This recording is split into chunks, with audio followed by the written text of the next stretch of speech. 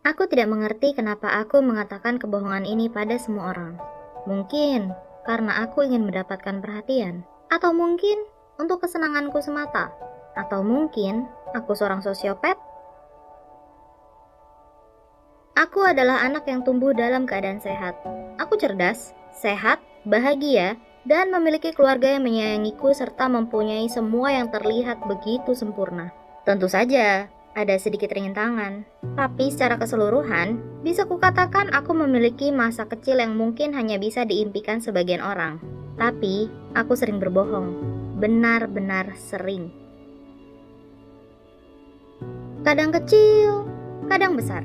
Untuk menjelaskannya padamu seberapa parah kebohongan yang kubuat, aku sempat berbohong tentang beberapa hal dalam ceritaku ini sambil menulisnya. Walaupun aku akhirnya kembali untuk mengubah ceritaku. Jika kulihat lagi, aku bisa melihat bahwa permasalahanku ini bermula dariku sejak awal, meski aku tidak begitu memikirkannya. Kebohongan ini dimulai dari yang kecil. Aku akan berkata pada orang-orang bahwa aku memiliki teman dari sekolah lain, atau aku tidak enak badan dan ingin istirahat di rumah. Atau aku memiliki lebih banyak uang dari yang kubawa. Tapi dalam sekejap, semua kebohongan itu berubah menjadi kebohongan yang besar, tidak sampai menyakiti orang lain, tapi lebih besar. Kebohongan seperti aku memiliki kekuatan ajaib, atau aku tinggal di rumah besar di mana ada pembantu yang mencuci pakaianku, atau aku keturunan bangsawan.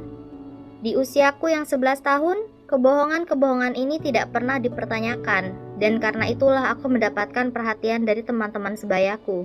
Jadi kupikir, apa salahnya mengatakan beberapa kebohongan? Satu hari aku tidak ingin pergi ke sekolah, dan saat orang tuaku bertanya kenapa, aku berbohong dengan mengatakan ada anak yang menyebalkan, dan ia mempermalukanku di hadapan semua orang. Tentu saja orang tuaku bersikap protektif, dan berjanji padaku bahwa mereka akan mengatasi masalah ini dengan anak tersebut jika aku memberitahu namanya pada mereka. Aku ketakutan karena aku tidak ingin berada dalam masalah karena berbohong. Jadi ku beritahu mereka nama depan yang muncul dalam benakku. Ellie. Akhirnya, mereka memintaku untuk menunjukkan pada mereka di mana anak itu menyentuhku, dan aku ingat menyenggol meja beberapa hari yang lalu dan mendapatkan memar. Jadi, ku angkat bajuku sedikit dan memperlihatkan memar keunguan. Tatapan orang tuaku begitu hancur.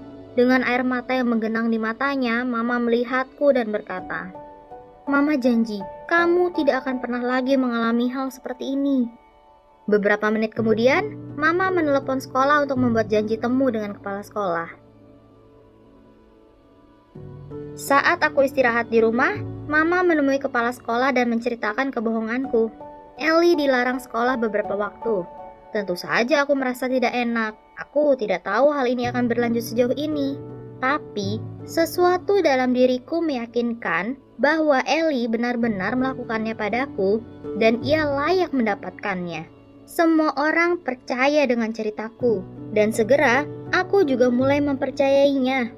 Kebohonganku berlanjut hingga akhir sekolah dasar, dan sebelum kusadari, di hari pertama sekolah menengah, orang pertama yang kutemui menceritakan kebohongan pertama mereka tentang diriku.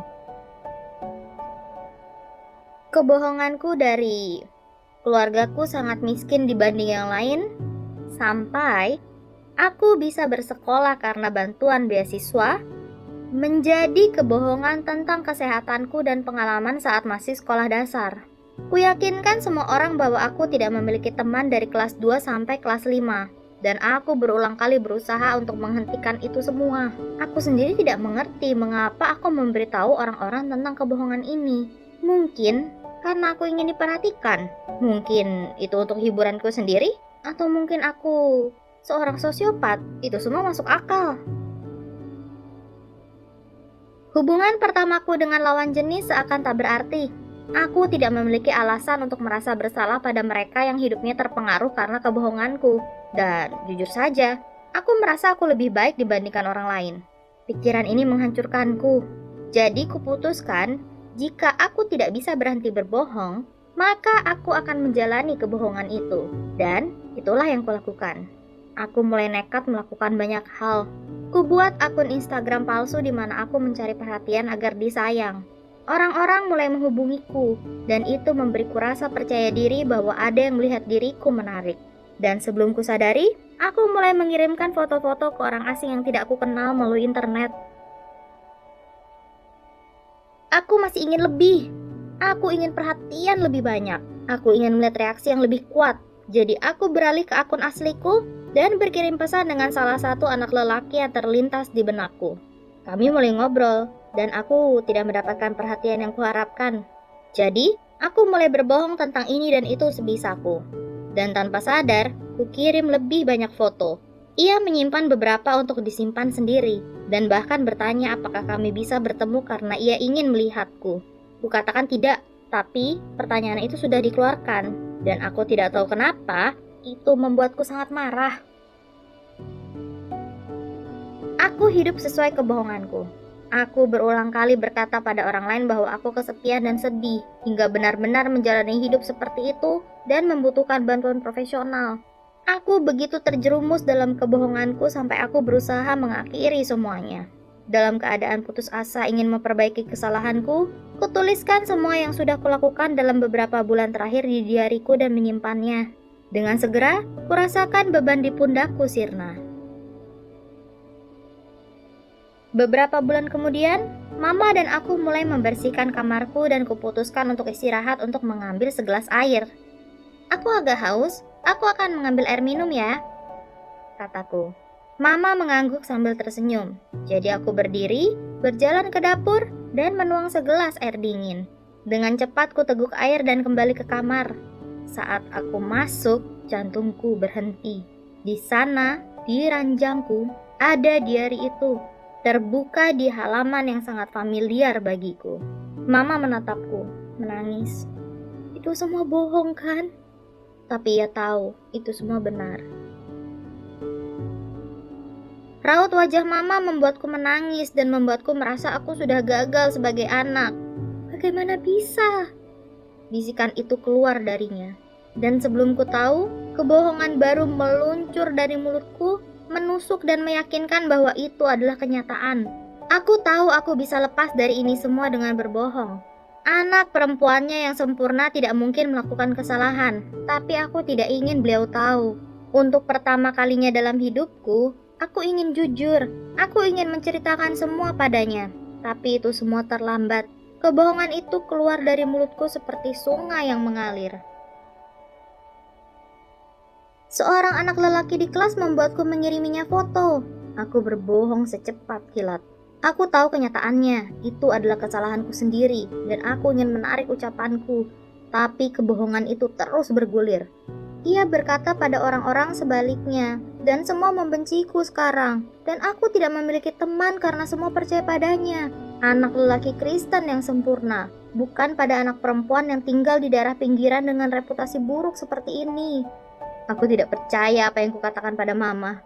Kebohongan itu keluar dengan mudahnya, dan aku sadar kebohonganku semakin besar. Malam itu, aku terbaring tanpa bisa tidur. Aku ingat memiliki teman-teman yang lengkap dan karena itu, kebohonganku akan sulit dipercaya. Jadi esok harinya, aku berangkat ke sekolah dan meninggalkan teman-temanku agar kebohonganku tidak terbongkar. Orang tuaku memberitahu sekolah tentang masalah dengan anak lelaki ini, dan sepanjang jam kedua, kami berdua dipanggil ke kantor kepala sekolah. Orang tua kami dan seorang polisi menunggu kami. Saat itulah ku ketahui, ia ternyata pernah terkena masalah yang sama. Ia sudah diberikan peringatan oleh polisi bahwa ini semua adalah masalah serius karena kami masih di bawah umur. Jadi, karena ini terjadi lagi kedua kalinya, ia akan dikenakan sanksi. Orang tuanya memohon agar sanksi itu ditiadakan dengan mengatakan bahwa ia anak yang baik dan pasti ada sesuatu yang salah. Tapi polisi itu hanya melihat orang tuanya dan menggelengkan kepala. Aku tidak percaya apa yang baru saja ku dengar. Aku menghancurkan hidup anak lelaki ini. Gadis muda dan bodoh yang dalam beberapa detik akan menghancurkan masa depan anak lelaki ini. Jadi, kulakukan hal yang kukuasai. Itu baju renang. Semua mata di ruangan itu tertuju padaku.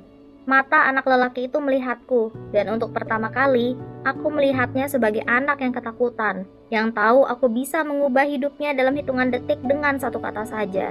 Amarah yang pernah kurasakan padanya memudar. "Maaf, apa maksudmu?" tanya polisi itu. Aku mengambil nafas panjang dan bicara lagi. "Aku tidak tahu bagaimana ini menjadi seperti sekarang. Aku minta maaf, tapi aku tidak mengiriminya foto tak pantas. Aku mengirim foto baju renang baruku padanya," kataku. Tatapan polisi itu seakan melihat sampai ke lubuk hatiku. Aku tahu ia berusaha menafsirkan tatapanku kalau aku merubah ceritaku. Lalu, kenapa ini menjadi hal yang besar bahwa itu tersebar? Aku tidak yakin kebohonganku bekerja, tapi pertanyaan itu membuatku berbohong lagi, kebohongan yang jujur. Aku selalu khawatir dengan tubuhku, dan saat ku dengar bahwa bukan hanya ia yang melihatnya, aku ketakutan karena ia menyalahgunakan kepercayaanku, dan aku tidak tahu siapa saja yang sudah melihatnya. Aku tidak bisa menatapnya. Aku tidak tahu apakah ia bisa berbohong sebaik diriku, dan jika aku menemukan wajahnya yang kebingungan, aku tahu itu akan berakhir buruk. Suara itu memecah keheningan. "Maafkan aku. Aku tidak sadar jika kamu merasa tidak nyaman dengan tubuhmu. Jika aku tahu, aku tidak akan melakukannya. Maaf ya." Kulihat tatapannya dan bersama kami mengakhiri kebohongan ini. "Aku memaafkanmu. Maaf telah menyanyiakan waktu Anda sebagai polisi. Kurasa yang terjadi sudah jelas dari awal." Polisi itu perlahan menurunkan tatapannya pada anak lelaki itu dan menghela nafas. "Baiklah, lebih hati-hati lain kali. Kurasa kita sudah selesai di sini. Kalian berdua sebaiknya kembali ke kelas." Dan dalam sekejap, kami berdua keluar dari sana. "Terima kasih," katanya pelan. Kulihat ia dan aku tahu bahwa aku sudah melakukan hal yang benar. Jangan berterima kasih. Maafkan aku." Dan dengan mengerti ia mengangguk. "Kamu mungkin berpikir setelah hal itu aku akan berhenti berbohong. Tapi jika aku boleh jujur, aku tidak bisa mengingat satu hari selama 8 tahun ini di mana aku berbohong kurang dari 10 kebohongan dalam sehari. Dan aku sungguh ingin berkata sejak kejadian itu kebohonganku setidaknya berkurang. Tapi ternyata tidak. Aku masih berbohong tentang hal-hal besar walaupun tahu itu salah.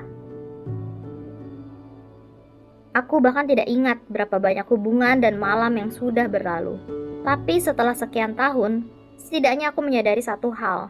Alasan mengapa aku menghabiskan malam menatap kegelapan langit-langit dan bukannya tidur, bukan karena rasa bersalah karena telah berbohong. Itu karena aku berusaha mengingat setiap dan semua kebohongan. Kebohongan adalah cerita.